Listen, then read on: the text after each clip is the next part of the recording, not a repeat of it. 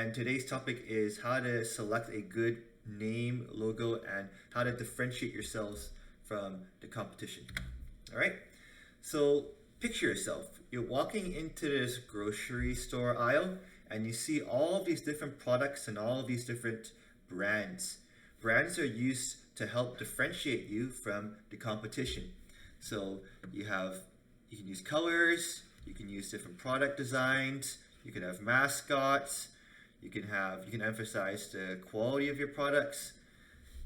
There's so many different types of products in this aisle, so companies have to be wary of this, and you have to offer something that's unique, exciting, and something that's going to help differentiate from competition.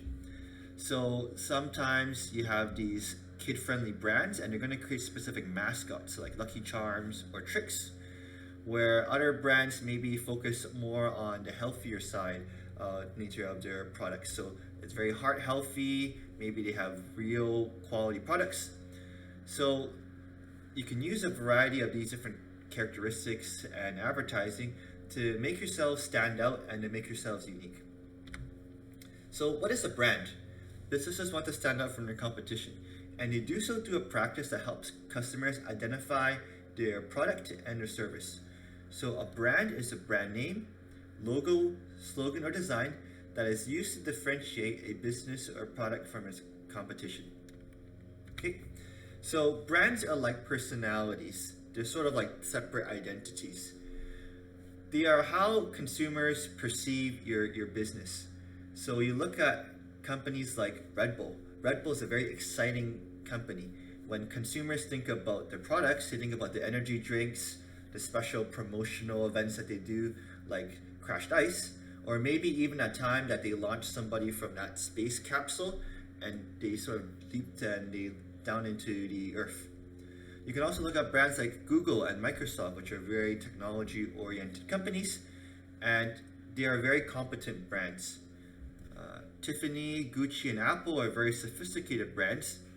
So they use a variety of things like font, color, and they present themselves in a way that they want to be perceived by consumers. So obviously with a very prestigious premium brand, these companies want consumers to think of themselves as a very high quality, high priced, sophisticated brand. So here's why we create these separate identities and brands for your product or business. Because you can have the two different types of brands. You can have a overall company brand and a specific product brand.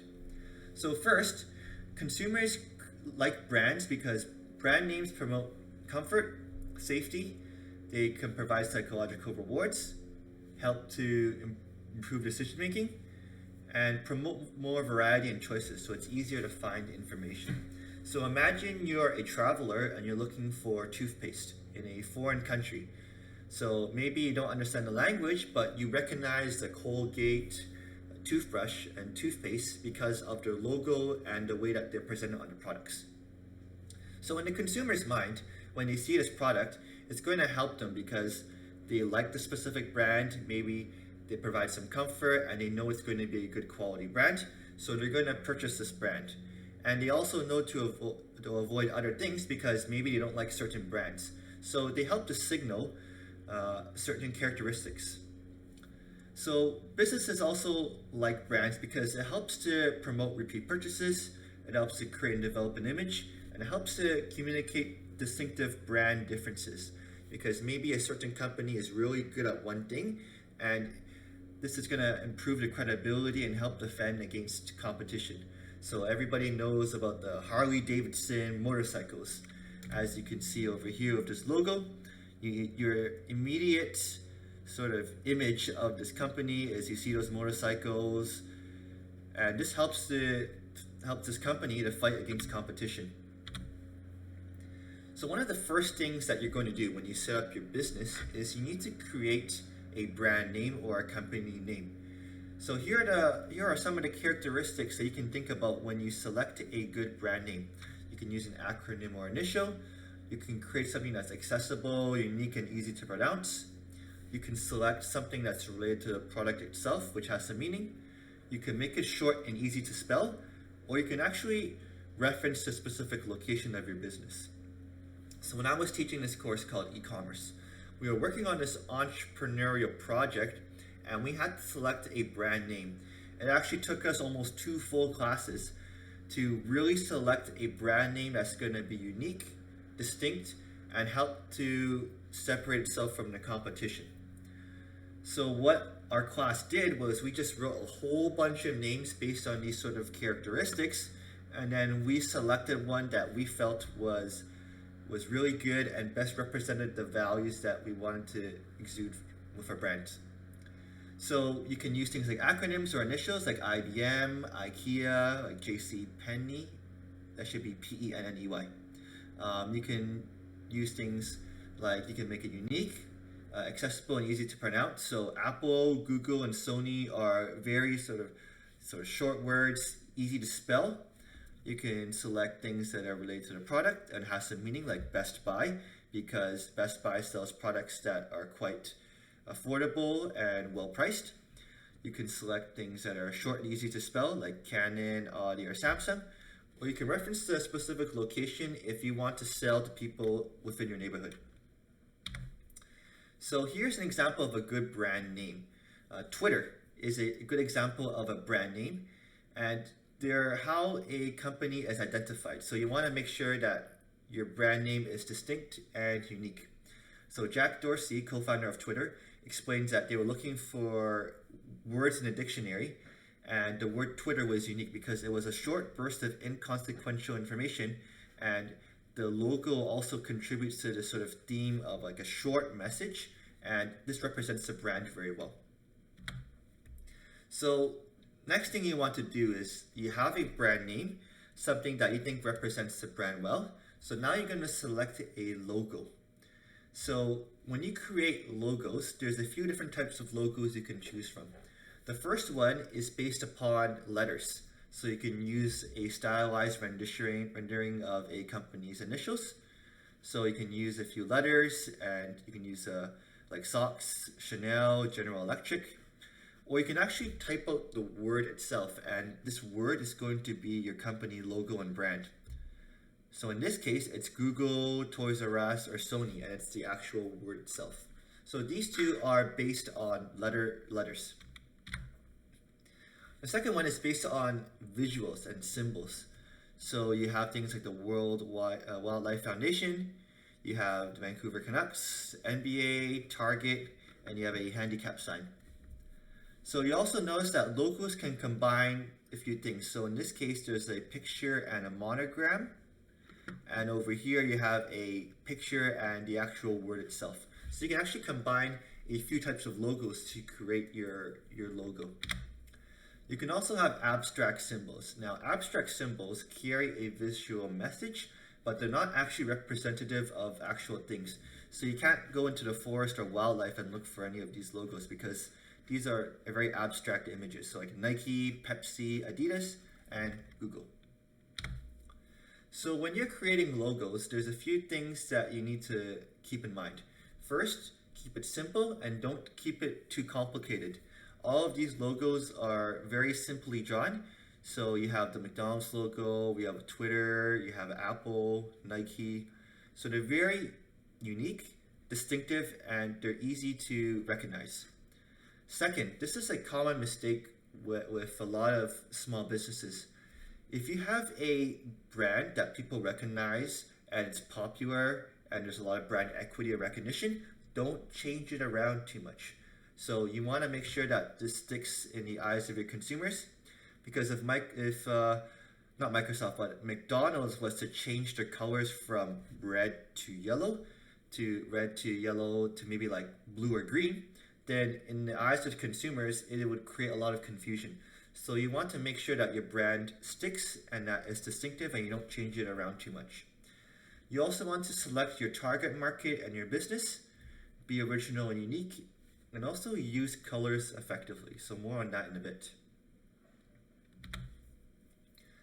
So when you're creating a logo, you can also think about colors, because the colors you choose often reflect certain characteristics. So for example, a lot of technology companies are going to select blue because HP, Facebook, and IBM, in their eyes, blue represents trust, dependability, and strength. Green represents growth, peacefulness, connectedness to Earth itself. So you have gray, so it's a very sophisticated, balanced brand like Honda, Nike. Red is a very exciting, like Coca-Cola, Target. You have Nintendo over here. So the colors you choose is going to impact how consumers see your brand. All right. So in this case, you have Kit Kat over here. They've selected red. Subway is they like to emphasize the freshness of the product, so they're going to use a little bit of green. McDonald's uses yellow and red, so they try to aim for that youthful optimism and excitement and energy. And KFC is also going to select red. When you look at a lot of fast food companies, they're going to try to use a little bit of red in their logos, because if you go back to this color chart here, red indicates excitement, and for a fast food company, you want people to sort of eat and leave very quickly. So think about it. You have Harvey's, McDonald's, Carl's Jr. They probably have a little bit of red, like KFC and Dairy Queen, because they want people to eat very quickly and they want people to leave so that they can turn over to customers. That's just a little bit of an aside. Here are some creative logos. Baskin Robbins, you have 31 flavors. FedEx, you have a little bit of an arrow over here. Amazon sells things from A to Z, and you have I Love New York, which is the heart over here. Now, here are some of the worst logo rebrands, because sometimes people like to change logos and you don't really need to. For one, Gap was very good because people resonated with this logo. It meant something to them, and in their eyes, they saw Gap as, these three letters, which are a little bit sort of skinny, and the colors as well. And then all of a sudden, they changed it, and now people don't really resonate with this brand because they've had experiences and they've shopped at this company, Gap, and now there's this new identity and perception. So this just didn't really work out very well because there were two different sort of styles. Same thing over here. Mastercard worldwide and Kraft going to Kraft Foods. People recognize this logo because of this sort of red shape and the blue font, and now it's very colorful. So sometimes, or more often than not, when you try to change around your logo too much, this sort of ruins the perception of the brand from the consumer, and it makes it hard for these brands to be recognized by the consumers. Same thing over here. You recognize this Tropicana font, and now it looks kind of weird. And now consumers may even think that it's a different brand as well. So just to wrap up, when you think about logos, names, and brands are sort of identities created by businesses in order to differentiate themselves from competition. When you're designing logos and names and brands, make it memorable, unique, distinctive, simple, and easy to remember. You can use colors to reflect the qualities that your brand wants to exude. And most importantly, logos and brands are important, but they're just pictures and colors. Look about these craft sort of colors and logos, and they're important as well, and they help. Obviously, there's value in creating things that will help consumers remember them by, but they're just pictures and colors until you create meaning for them. The values and the connotations behind them are created through the actions of your business. So if you develop and you provide good quality products and good experiences, then in their eyes, consumers are going to see this as a high quality brand. So you use brands to help create some separation and to help differentiate from the competition, but you also have to provide a good experience so that customers will remember your business and remember your brand as providing a good quality product or service. Okay, so hopefully that gave you a little bit of insight when it comes to brands and how they can be used to sort of create something that's unique and separate you from the competition. So in the next few episodes, I'm going to be talking about product lifecycle and a little bit more about business functions and how to create business functions. But I hope you enjoyed today's video, and make sure to give me a thumbs up, like, comment, and subscribe, and I will see you later. Okay, thank you for tuning in.